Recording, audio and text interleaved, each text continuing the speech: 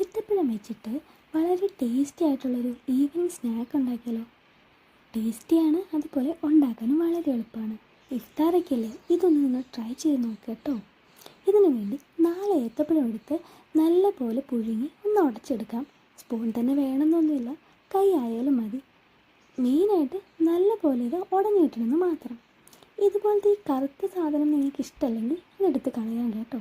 ഇനി ഒരു പാത്രത്തിൽ കുറച്ച് നെയ്യ് ഒഴിക്കുക.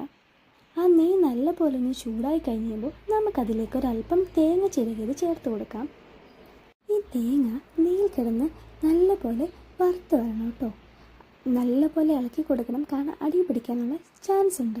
തീ എപ്പോഴും ലോ ഫ്ലെയിമിൽ വെച്ചിട്ട് ഇളക്കി കൊടുത്ത് പെട്ടെന്നൊന്നും അടി പിടിക്കില്ല. ഇനി ഇത് അത്യാവശ്യം ഒന്ന് നെയ്യ് പിടിച്ചു തുടങ്ങിയെന്ന് കാണുമ്പോൾ നമുക്ക് അത്യാവശ്യം ഏലക്ക പൊടിച്ച് ചേർത്ത് കൊടുക്കാം. ഞാൻ ഏലക്കയുടെ തൊണ്ടോടെ ചേർത്താണ് പൊടിക്കുന്നത്. അങ്ങനെ ഇഷ്ടമല്ലാത്തവർക്ക് ഏലക്കപ്പൊടി മാത്രം ചേർത്താൽ മതി.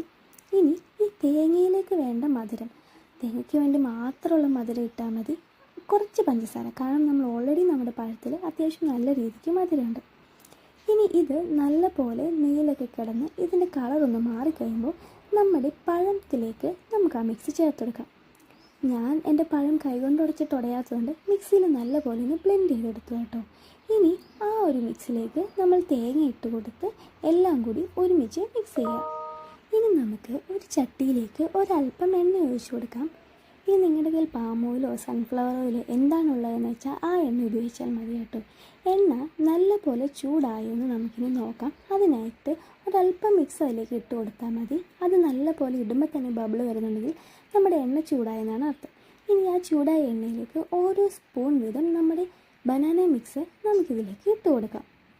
ബനാന ഓൾറെഡി വേവിച്ചതായതുകൊണ്ട് തന്നെ നമുക്ക് ലോ ഫ്ലെയിമിൽ വെച്ച് കൊടുത്താൽ മതി തീയ്, ഇല്ലെങ്കിൽ അത് പെട്ടെന്ന് കരിഞ്ഞു പോകും. അങ്ങനെ ഓരോ സൈഡും നമുക്ക് മുരിച്ചെടുത്താൽ നല്ല ടേസ്റ്റി ആയിട്ടുള്ള ബനാന കൊണ്ടുള്ള വെറൈറ്റി സ്നാക്ക് റെഡിയായി.